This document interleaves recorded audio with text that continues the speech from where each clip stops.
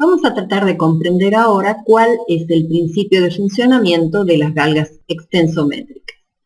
Supongamos que tenemos un conductor de longitud L, sección S, y de un material cuya resistividad es ρ. La resistencia de este conductor será ρ por L sobre S. El cambio diferencial de la resistencia respecto de cada uno de estos parámetros será igual dr igual a ρ por dl sobre S menos ρ por S a la menos 2 por L de S más L por dρ sobre S. Dividiendo esta ecuación en R, tendremos delta de R sobre R igual a delta de L sobre L menos delta de S sobre S más delta de ρ sobre ρ. O sea que la variación relativa de la resistencia depende de la variación relativa de la longitud, de la sección y de la resistividad. Por otro lado, sabemos que por el efecto Poisson, la razón de Poisson mu relaciona los cambios de diámetro con los cambios de longitud. De esta manera, delta de D sobre D, el cambio relativo del diámetro, es igual a menos mu por delta de L sobre L. Este menos nu es el menos nu que veíamos en la diapositiva anterior. O sea, el cambio relativo del diámetro en la dirección perpendicular a la longitud está relacionado por este coeficiente que era el coeficiente de Poisson. Entonces, tenemos que, por otro lado, delta de S sobre S, o sea, la variación relativa de la sección si es una sección circular, es igual a pi por diámetro cuadrado sobre 4, entonces, haciendo delta de S sobre S, será igual a 2 delta de D sobre D. Reemplazando esta ecuación en la anterior, llegamos a que delta de R sobre R es igual a 1 más 2 mu por delta de L sobre L más delta de ρ sobre ρ. Si se fijan, acá tenemos dos partes en esta ecuación. Una parte debida al efecto dimensional del material, a la deformación, digamos, desde el punto de vista dimensional, y a la variación desde el punto de vista de la resistividad del material. Entonces, la variación de resistencia en los strain gauge se debe a una variación por efecto dimensional más una variación por efecto piezo-resistivo. Este efecto de variación de la resistividad del material se denomina efecto piezo-resistivo, que ya vamos a ver en más detalle. Por otro lado, el factor gauge es un parámetro que es muy útil para la comparación entre diferentes materiales de las galgas. Y este factor se encuentra dividiendo esta ecuación por delta de L sobre L. Entonces, ¿qué me está diciendo el factor gauge? ¿Qué variación de resistencia, variación relativa de resistencia tengo por variación de longitud de la galga? Entonces, es una especie de sensibilidad del transductor. Y esto, mirando esta ecuación, tenemos que el factor gauge es igual a 1 más 2 mu más delta de ρ sobre delta de L sobre L. Veamos entonces en más detalle el efecto piezo-resistivo. El efecto piezo-resistivo habíamos dicho que es el resultado de un cambio de la resistividad del material. ¿Y a qué se debe este cambio? Este cambio resulta como este cambio es el resultado del cambio de amplitud de las vibraciones en la red cristalina del metal. Entonces, cuando hay una extensión longitudinal del material, esto hace que la amplitud de las vibraciones aumente y por lo tanto, este aumento de las vibraciones de la red cristalina hace que se reduzca la movilidad de los electrones. ¿Por qué? Porque al vibrar más, los electrones tienen más dificultad para atravesar un determinado camino y por lo tanto su movilidad se reduce. Al reducirse la movilidad de los electrones, esto lleva a un aumento de la resistividad del material. Por otro lado, la magnitud de este efecto y su signo dependen de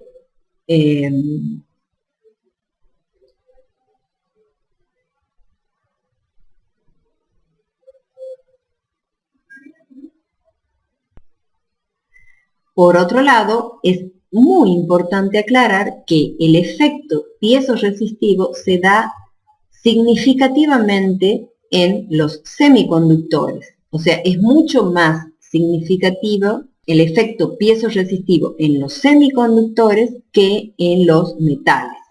Por lo tanto, en esta diapositiva podemos decir que la variación relativa de la resistencia se da principalmente por efecto dimensional en los metales y por efecto piezoresistivo en los semiconductores. O sea, en los metales hay variación de la geometría, hay efecto dimensional y también hay efecto piezoresistivo, pero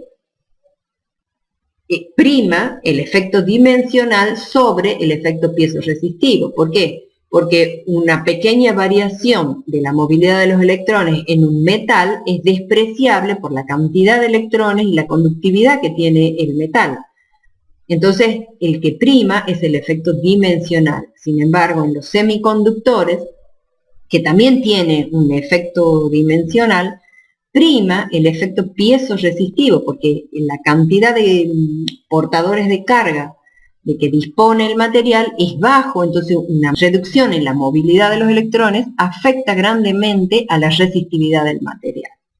Entonces, la magnitud y signo de este efecto dependen de el semiconductor específico, si es tipo P, tipo N, etc., de la concentración de portadores y de la orientación cristalográfica con respecto al estrés aplicado. La temperatura también interfiere debido a diferentes mecanismos que afectan la resistividad del material, sus dimensiones y el módulo de Young también del material sustrato sobre el cual se deposita, por ejemplo, el semiconductor para la fabricación de la galga. O sea que la temperatura también es un parámetro muy importante y que afecta mucho a los semiconductores y a la resistividad del semiconductor. Mucho más, aunque también afecta, pero más que para el caso de los metales. En el caso de las galgas metálicas, comprendamos un poco mejor cómo es el principio de funcionamiento. Bridgman demostró que en los metales los cambios porcentuales de resistividad y de volumen eran proporcionales con esta ecuación. O sea, los cambios de resistividad del metal son proporcionales a su cambio de volumen y esta proporcionalidad está dada por esta constante C que se denomina. Sabemos que en el caso de un conductor cilíndrico, como veíamos en la diapositiva anterior, su volumen será pi por L por D cuadrado sobre 4. Entonces, haciendo dB sobre B, el cambio relativo del volumen, será igual a dL sobre L, o sea, derivando esta ecuación y dividiendo por B, será igual a dL sobre L más 2, la variación del diámetro sobre el diámetro, e igual a, si nosotros hacemos uso de la ecuación que habíamos visto antes por el efecto Poisson, como se relaciona el diámetro con la longitud, llegamos a que dB sobre B es igual a dL sobre L por 1 menos 2 mu. Por lo tanto, si el material es isotrópico, es decir, es homogéneo en todas las direcciones, dentro del límite elástico, la variación relativa de la resistencia de L sobre R será igual a dL sobre L por 1 más 2 mu más C por 1 menos 2 mu, igual a G por dl sobre L. Y dl sobre L habíamos visto que es la deformación, épsilon. Por lo tanto, la variación de resistencia será igual a G por épsilon. Por lo tanto, para pequeñas variaciones, la resistencia de un alambre metálico se puede expresar de esta manera. R igual a R0, o sea, el valor de base de la resistencia, más dr, que es la variación de resistencia por la deformación. Y será igual a R0 por 1 más dr sobre R0, y que es aproximadamente igual a R0 por 1 más G por épsilon. O lo que es lo mismo, igual a R0 por 1 más delta. O sea, donde R0 es la resistencia sin el estrés, decimos el valor nominal, se podría decir, de la galga, y delta igual a G por épsilon. La deformación épsilon por el factor gauge es igual a este delta con el que varía la resistencia. Esto es para galgas metálicas. Resumiendo, entonces, el principio de operación de las galgas metálicas dice que la resistencia de un conductor depende de su geometría, esto fue establecido por Lord Kelvin. Por otro lado, que a todo aumento de longitud le corresponde una reducción de la sección por efecto Poisson, y que la variación de la resistividad es proporcional al cambio de volumen establecido por Bridgman. Entonces tenemos que la variación relativa de la resistencia, delta de R sobre R, es igual a G, el factor gauge, por la deformación, o sea, delta de L sobre L. El factor gauge es un factor que, decíamos, nos permite comparar entre la sensibilidad de los diferentes materiales con los que se fabrican las galgas, y es un dato ofrecido por el fabricante. Veamos algunos ejemplos de galgas metálicas. Tenemos las galgas que son de alambre, que normalmente se fabrican de níquel y cobre o cromo, o determinadas aleaciones de estos materiales, que tienen un diámetro muy pequeño, del orden de las 25 micras, 25 micrómetros, y este alambre está cementado en un soporte aislante, que normalmente es una resina epoxi o un poliéster, y que para tener una longitud activa más larga, normalmente se la dobla de esta manera. En este caso, y para todo el caso de las galgas, la parte activa de la galga es esta, en esta dirección, para este dibujo en la dirección horizontal, y no es activa en esta dirección. O sea que esta galga será para evaluar deformaciones o fuerzas de estiramiento en esta dirección. Por otro lado, tenemos las galgas de films depositados sobre un sustrato, y estos films tienen un espesor del orden de los micrómetros, que se realiza por tecnología fotoquímica, que tienen longitudes activas bien definidas.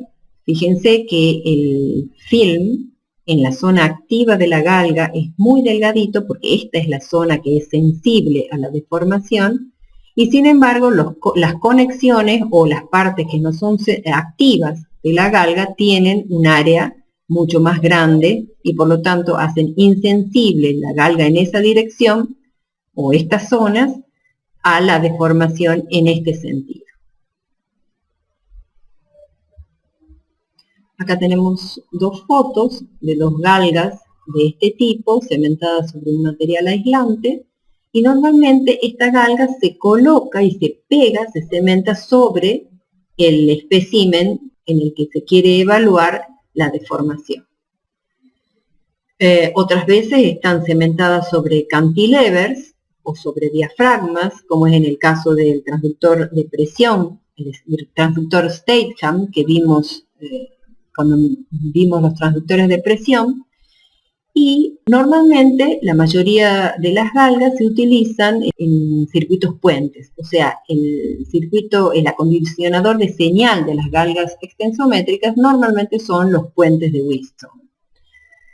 Las aplicaciones en el ámbito biomédico puede ser, por ejemplo, para forceps quirúrgicos, transductores de presión, como vimos, transductores de fuerza, etc. Pasemos ahora a ver las galgas semiconductoras. En un semiconductor sometido a un estrés, además del cambio dimensional, hay un cambio en el número de portadores y un cambio en la movilidad promedio de estos portadores. Por lo tanto, a diferencia de los metales, el cambio de resistividad en un semiconductor domina sobre el cambio dimensional, como decíamos anteriormente. Veamos ahora cuáles son las interferencias en las mediciones con galgas extensométricas. En primer lugar, como medimos una resistencia, necesitamos hacer circular una corriente por la galga para poder medirla. Y esta corriente produce calentamiento.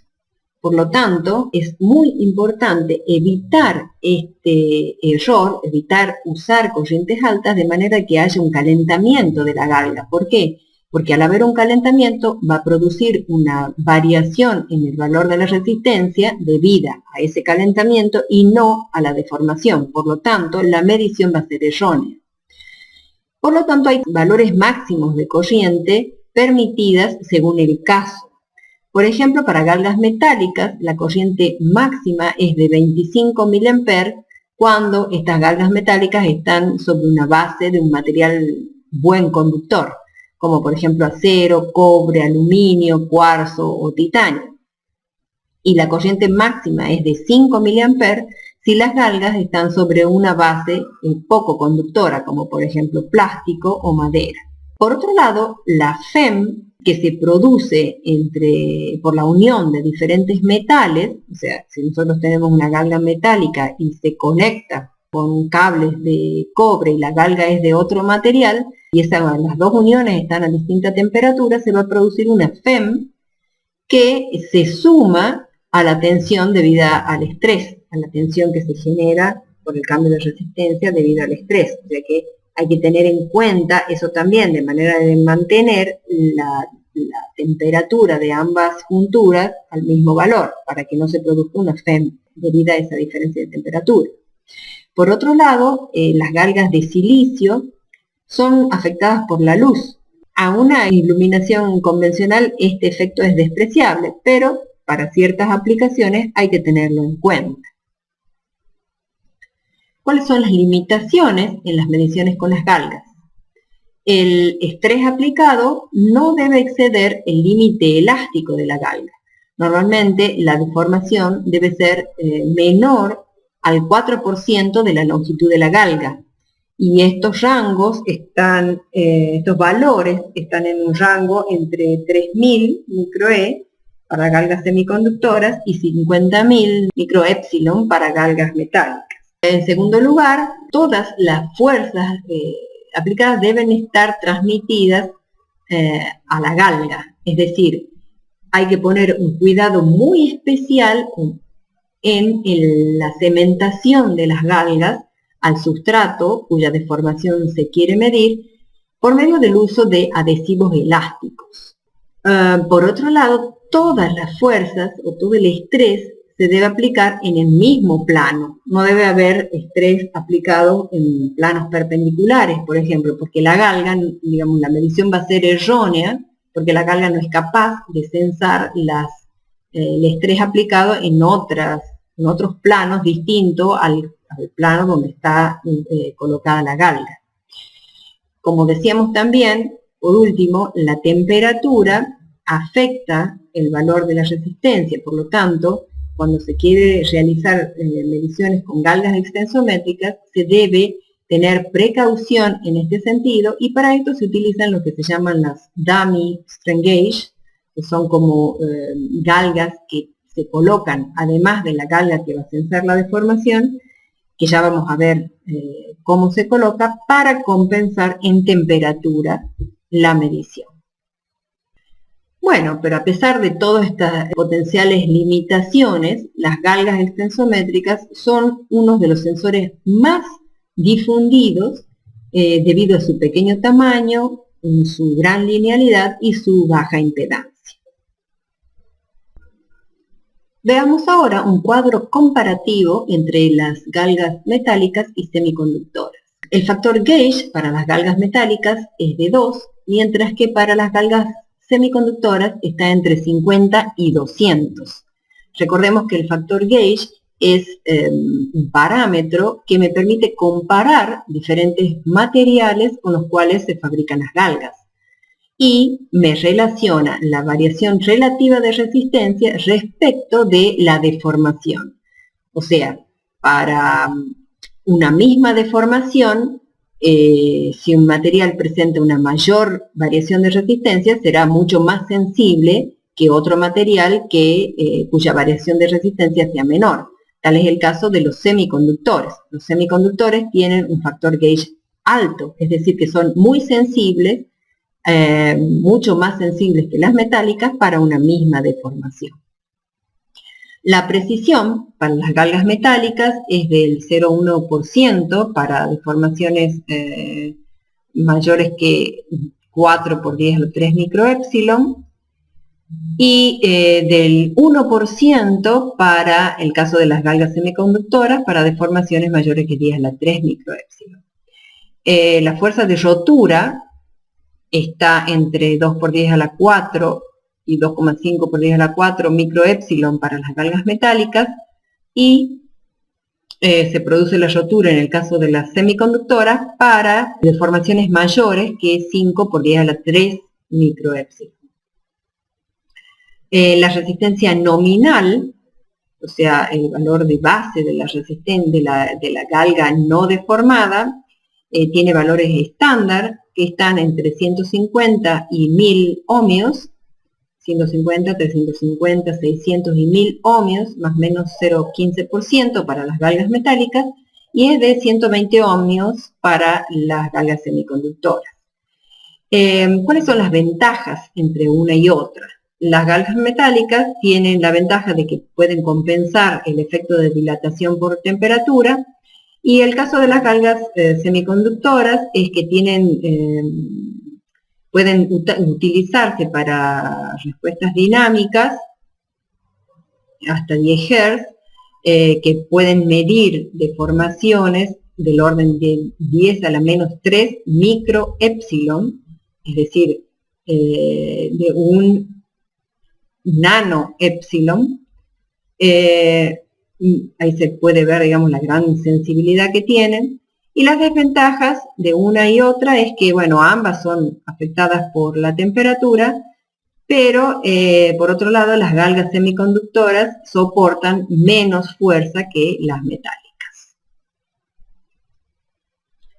Vemos ahora otro tipo de clasificación de las galgas, que son las galgas ligadas y no ligadas.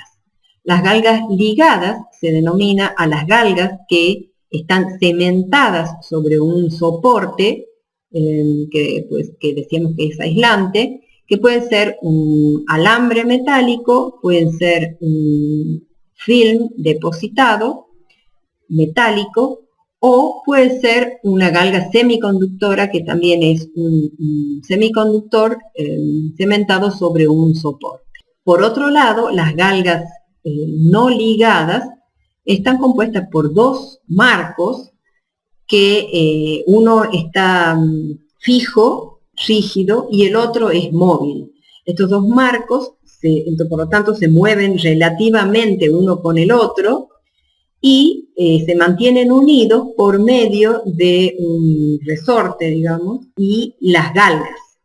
Por ejemplo, en este caso tenemos este marco fijo y este marco móvil, y tenemos las galgas que son metálicas, son alambres metálicos que unen estas dos partes, fija y móvil. En este caso, por ejemplo, este tipo de galga puede sensar rotaciones. Si este elemento móvil gira, va a haber una diferente variación. Algunas galgas van a sufrir compresión y otras estiramiento, y esa variación se puede detectar, permitiendo detectar el giro con este tipo de transductor. Por otro lado, tenemos en este caso, si ustedes recuerdan el transductor Stageham, para medir presión, teníamos el diafragma, y este diafragma estaba solidario a la parte móvil de la galga no ligada, y la parte fija, el marco fijo de la galga, es parte del transductor. Y ahí teníamos los alambres, que son los que detectan el desplazamiento del diafragma cuando la presión se transmite a través de esta columna de líquido. Aquí hay otros ejemplos de galgas comerciales que son bielementos o trielementos, son 2 o 3 galgas cementadas sobre un mismo soporte que permiten medir, por ejemplo, dirección de movimiento, pueden medir giros, etc. Son múltiples elementos orientados a 45 grados, 60 grados, a 90 grados o 120 grados. Aquí tenemos un ejemplo de 2 elementos conectados a 90 grados. Si ustedes se fijan, una galga tiene la longitud activa en este sentido y esta galga tiene la longitud activa en este sentido, perpendicular. Esto se llama Rosette Strain Gauge. Acá tenemos otra galga bielemento, pero con las galgas también conectadas a 90 grados. Esto se llama Shear Rosette Strain Gauge. Aquí tenemos 2 ejemplos de galgas conectadas a 60 grados. Aquí otros ejemplos de galgas conectadas a 45 grados, etc. En este caso tenemos strain gauge ligadas para evaluación de estrés tangencial y radial. Si se fijan, en este caso, por ejemplo, tenemos esta galga que es sensible a estrés radial, mientras que esta es sensible a un estrés tangencial. De diferentes formas, este es radial, este es tangencial. Y esta es una combinación de ambas. Y por último, vamos a ver cómo conectar las galgas, cuál es el acondicionador de señal que se utiliza para la medición de una deformación empleando galgas extensométricas.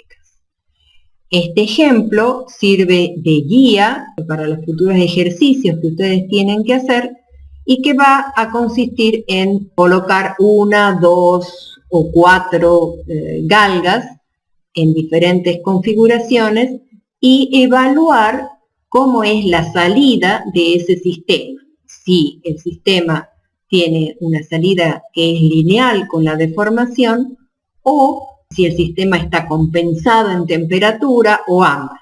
Este ejemplo lo vamos a ver simplemente con una barra prismática sujeta a una tracción simple, o sea, un estiramiento simple, con el uso de una sola galga activa. Entonces se monta una galga activa en la dirección de la fuerza y se utiliza como acondicionador de señal un puente de Wheatstone. Si ustedes se fijan y escriben las ecuaciones para el puente, tenemos que la tensión medida, V, respecto de la tensión aplicada, E, será igual a G por epsilon sobre 4 más 2G por epsilon. Siempre usando, por ejemplo acá, donde dice G, en realidad es R sub G, donde R sub G es igual a R, el valor nominal de la resistencia de la galga, más el delta de R que habíamos dicho que era G por epsilon, por R. En este caso, si ustedes se fijan en esta ecuación, cuando se utiliza una sola galga para evaluar una tracción simple de un cuerpo, una sola galga en el puente, no hay compensación en temperatura y no hay respuesta lineal con la deformación. Si ustedes se fijan, esta ecuación no es lineal con la salida del circuito, no es lineal con la deformación. se puede confirmar la compensación o no compensación en temperatura reemplazando el valor de Rg como R0 más delta de R, donde este delta de R se puede expresar como una constante S sub T, o sea, que depende de la temperatura, por delta de T. Para compensar en temperatura, lo que se hace es emplear dos galgas, una activa, o sea, una colocada de manera tal que la longitud activa de la galga esté en dirección de la deformación, y la otra en forma perpendicular, como se muestra en esta figura, y en este caso una de las galgas solamente va a estar, va a censar la deformación, mientras que ambas galgas van a estar sometidas a los mismos cambios de temperatura, o sea que las resistencias de ambas galgas van a variar con la temperatura de la misma manera, pero solo una va a censar la deformación. De esta manera, si colocamos las dos galgas en el puente y hacen el desarrollo de las ecuaciones, van a poder observar que en ese caso sí se puede tener compensación en temperatura. Por último, vamos a ver los strain gauge de alambre vibrante. ¿En qué consiste este transductor? Consiste en un alambre tensado entre dos soportes, uno fijo y el otro que es móvil, y este soporte es el que es sometido a la fuerza. La vibración transversal es excitada por una corriente de pulsos aplicados a una bobina, la cual también después se usa para detectar la frecuencia de vibración. El principio de funcionamiento se basa en que la frecuencia de oscilación de este alambre cambia cuando se aplica una fuerza. De esta manera, la frecuencia es igual a 1 sobre 2L, L es la longitud del alambre, por la raíz cuadrada de F, o sea, la fuerza aplicada, sobre mu, donde mu es la densidad de masa longitudinal, o sea, masa por unidad de longitud. La frecuencia de oscilación se mide con un sensor de reluctancia variable y está en el rango audible. Con este principio se puede censar cualquier cantidad física que resulte en un cambio en la longitud, la fuerza o la masa. A diferencia de las galgas metálicas resistivas, este tipo de galgas de alambre vibrante pueden detectar deformaciones que no están en el plano de colocación de las galgas, como habíamos mencionado antes. Además, la temperatura interfiere porque afecta, digamos, la longitud del alambre por dilatación.